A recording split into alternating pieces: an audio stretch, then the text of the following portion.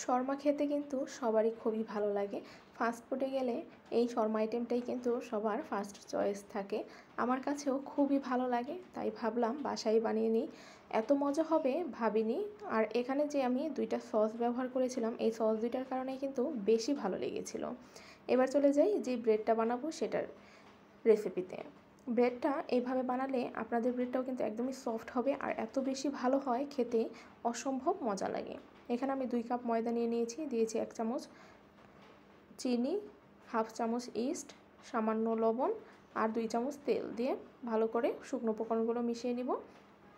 মেশানো হয়ে গেলে এখানে আমি যে কুসুম গরম পানি আছে সেটা দিয়ে ডো বানিয়ে নিব। চাইলে কুসুম গরম মিল্ক দিয়েও ডোটা বানিয়ে নিতে পারেন। তো এবার আমি অল্প অল্প করে পানি দিব আর ডোটা একদম সফট, মানে একদমই নরম করে বানাবেন। ডোটা যত সফট হবে রুটিও কিন্তু ততই সফট হবে, এটা অবশ্যই খেয়াল রাখবেন। তো দেখুন আমি কিন্তু একদমই সফট একটা ডো বানিয়ে নিয়েছি। যখন এটা হয়ে যাবে তখন এখানে সামান্য তেল দিয়ে আমি এটা রেস্টে রেখে দিব প্রায় 2 ঘন্টা। আর হাতে যদি সময় বেশি থাকে আরও বেশি সময় রাখতে পারেন, তাহলে কিন্তু যত সময় বেশি রেস্টে রাখবেন ততই ভালো হবে। এটা রেস্টে রেখে আমি বাকি উপকরণগুলো বানিয়ে নিচ্ছি। এখানে আমি 2 পিস ব্রেস্ট চিকেন নিয়েছি, নিয়ে তারপরে এতে আদা রসুন বাটা, সামান্য সয়া সস, লবণ আর তান্দুরি চিকেন মশলা, টক দই আর সামান্য একটু গোলমরিচের গুঁড়ো দিয়ে ম্যারিনেট করে রেখে দিব আধা ঘন্টার মতো। রেখে তারপর আমি বানিয়ে নিব যেই সসগুলো আছে সেগুলো। অবশ্যই এই সসগুলো দিবেন, এগুলো দেওয়ার কারণে কিন্তু বেস্ট লাগে খেতে।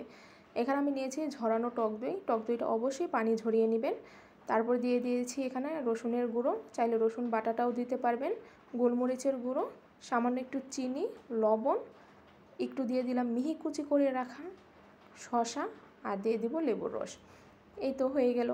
এই সসটা খেতে কিন্তু অসাধারণ লাগে, এটার কারণেই কিন্তু মানে শর্মাটার টেস্ট আরও বেশি ভালো লেগেছিল। এবার দিয়ে দিলাম এখানে 2 চামচ মেয়োনিজ। মেয়োনিজের সসটা কিন্তু আরও বেশি ভালো লাগে, যত সস দেবেন ততই শর্মা খেতে ভালো লাগে। এবার দিয়ে দিলাম এখানে লেবুর রস আর টমেটো সস, সামান্য একটু গোলমরিচের গুঁড়ো দিয়ে এটাও আমি সুন্দর করে মিক্স করে রেখে দিব। আর কি আমি কি করেছিলাম, যে ডোটা আছে সেটা রেস্টে রেখে বাকি উপকরণগুলো করে রেখেছিলাম, তাহলে কিন্তু সময়ও কম লাগে আর অনেক তাড়াতাড়ি হয়ে যায়। এবার আমার ডোটা কিন্তু রেডি হয়ে গিয়েছে, দেখেছেন কতটা সুন্দর ফুলেছে। এবার এটা আমি আরেকটু হাত দিয়ে ময়ান দিয়ে নিলাম, দিয়ে তারপর এটা আমি সুন্দর করে নাইফ দিয়ে একটু কেটে নেব। আমি যতটুকু বানাবো ততটুকু করে নিলাম, মানে আমি 4 পিস বানাবো, এর জন্য আমি এখানে 2 কাপ ময়দা আমার 4 পিস শর্মা হয়েছিল। এবার এগুলো আমি সুন্দর করে বেলে ব্রেডগুলো ছেঁকে নেব। এই ব্রেডটা এত সফট হয়েছিল আর এত মজা হয়েছিল, এই ডো দিয়েই কিন্তু আপনারা যে কোনো ধরনের ব্রেড বানাতে পারবেন। এবার এটা আমি সুন্দর করে একটু বেলে নেব। যখন সুন্দর মতো বেলা হয়ে যাবে তখন এটা আমি একটু চুলায় মানে অল্প আঁচে ভাজবেন, যেন সুন্দর মতো কুকড হয়। বেশি তাপ দিলে পুড়ে যেতে পারে, ভালো নাও হতে পারে।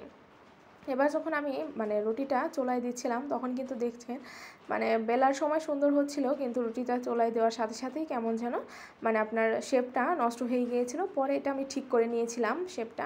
দেখুন কত সুন্দর ভাজা হয়ে গিয়েছে আর কতটা সুন্দর হয়েছে। এবার আমি চিকেনগুলো ভেজে নিব। চিকেনটাও অল্প তাপেই ভাজবেন, তাহলে কুকড হবে ভালো মতো, যেহেতু এখানে আমি আস্ত একদম ব্রেস্ট পিসটা নিয়েছি, কেটে নিইনি। এবার এটা আমি সুন্দর করে একটু সময় নিয়ে একদম যতক্ষণ না পর্যন্ত ব্রাউন একটা কালার আসছে ততক্ষণ ভেজে নিব। এই তো দেখুন সুন্দর মতো ভাজা হয়ে গিয়েছে।